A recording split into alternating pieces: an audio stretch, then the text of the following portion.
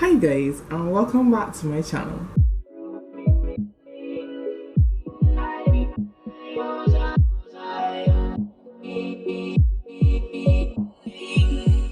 I have stolen. I have committed a great sin, but I do not regret it.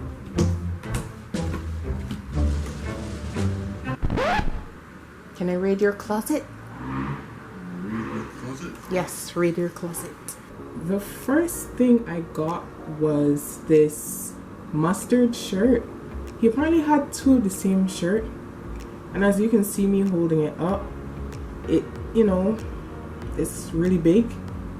So I am going to figure out a way to make it into a skirt, because with how big it is, thick thighs will not defeat me today.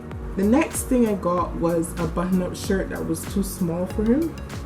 So I'm going to turn that into a shirt. I'm going to incorporate the button-up aspects. And I realized that the button-up shirt worked with the mustard. I'm going to try to make it into like a matching set. So you have like a shirt and skirt.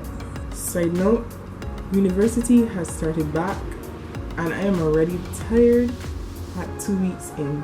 So I apologize if my videos don't come on time from now on, or they might be short. Something has to happen for me to be able to focus on my schoolwork properly. So without further ado, let's get into the video. So the first thing I did was to cut off the bottom of the polo shirt, and after that I also cut off the sleeves. Once I had the sleeves cut off, I traced a basic pocket shape onto those pieces. And here is the shape that I went for. Once I had that, I attached it to the sides of the skirt where the sleeves were, which formed like a waistline, and it fit nicely. Guys, if you ever want to win a girl's heart, give her a piece of clothing with pockets on it. I assure you that will win her. Once I was finished, I cut off a piece from the remainder of the shirt to create the waistband.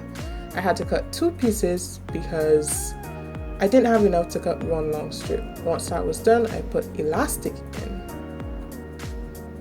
To get in the elastic, I'm pretty sure I put this in my last sewing video or the one before. But what you do is you take a safety pin and run it through the channel that you've created using the waistband piece. And you just have to, it may give you some trouble because some places might bunch, but keep working at it.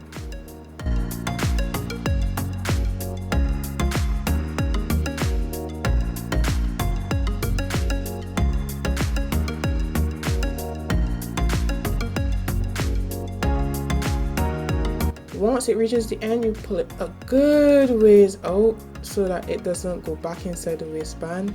And guys, don't be like me and forget that you're using the pin, because I stopped myself. Yup, stupid pin. So once I was done, you pull the elastic through and take out all the bunches in the waistband, because that would be highly uncomfortable to wear.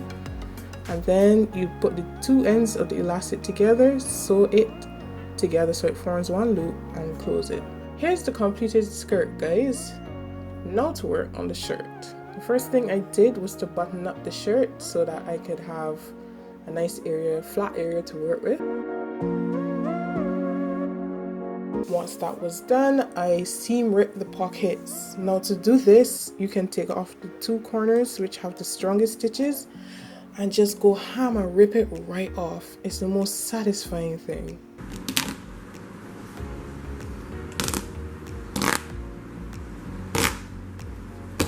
Don't worry, this does not damage the shirt in any way. It may leave a few holes, as you can probably see right here.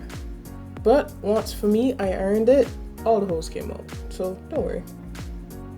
Next thing I did was to cut out the neckline by making a mark by how deep I wanted it to be. Then I made a mark where I want the length of the shirt to be. After that, I traced it so that I had an even shape all around the neckline of the shirt. And to do that, I went from the neckline mark right up to the collar, the original collar. I cut that out making sure to cut off the old collar as well, because I didn't want a button-up collar, I just wanted a straight collar. I also did not want the label that was at the back of the shirt for many reasons, so I used the same technique as I did with the pocket, by taking off the strongest stitches at the end and just pulling.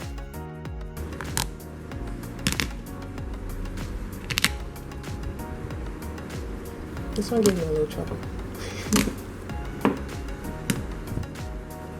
So once I was done, I made markings on the shirt along the bottom so that I have a straight line, and I cut the bottom of the shirt off, leaving a 1/2 inch. After that, I took off the rest of the button label? Yeah, but where the buttons were. The sleeves were also too long, so I cut both of them a bit shorter. I also wanted a curve at the bottom of my shirt, so I had a little more character. So I went 2 inches in at each corner and formed a curve. After that, I overlocked the bottom of the shirt so that, it won't fray. Fraying is not your friend. The next thing I wanted to do was to create 2 strips to make a frill at the bottom of the shirt, and to do that, I used the bottom of the old shirt. I had to take off the label too, because then it was fracturing. I sewed the 2 pieces together, then I overlocked it all the way around, so the bottom and the top of the frill. I hemmed the frill after I'd overlocked it, and then I did a big stitch so that I can bunch it. To bunch it, you pull at one of the strings so that it will begin to push the cloth to the other end of the string. This may take a little time because you have to even it out so you don't have too much bunching in one place. And you also put it against the shirt bottom so that you can see how much to bunch it by, so that eventually it will line up with the bottom of the shirt. And here is the frill. If you want to sew your the frill stay, you can do that. But for me, I was lazy, so I attached it to the bottom of the shirt one time. And here's the completed frill. You can see the curve and everything.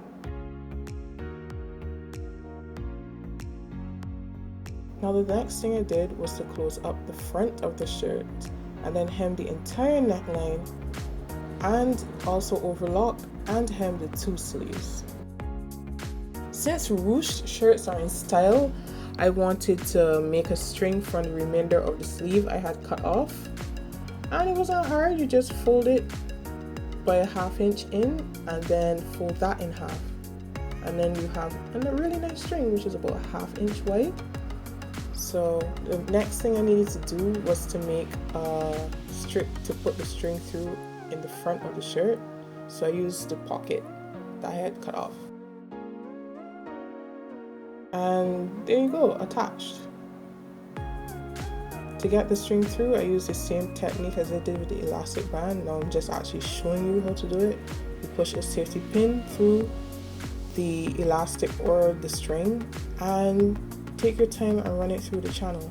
It may give you a little trouble, as I said, because the cloth bunches up, but it gets there. So that I can get both strings to face the bottom of the shirt, I created 2 channels on the strip that I had sewn on, and here I am taking the end of the string through the other side of the channel so that I could make a loop.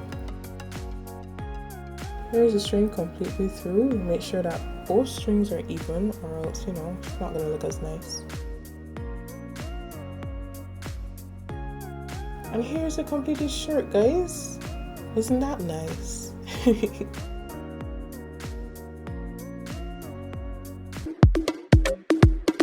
And here's the completed look. You can actually pull it a little tighter at the front. That's not for me. And that's it for this video, guys. I hope you enjoyed. Don't forget to like, comment and subscribe. I'm still aiming for 100 subscribers by the end of this year.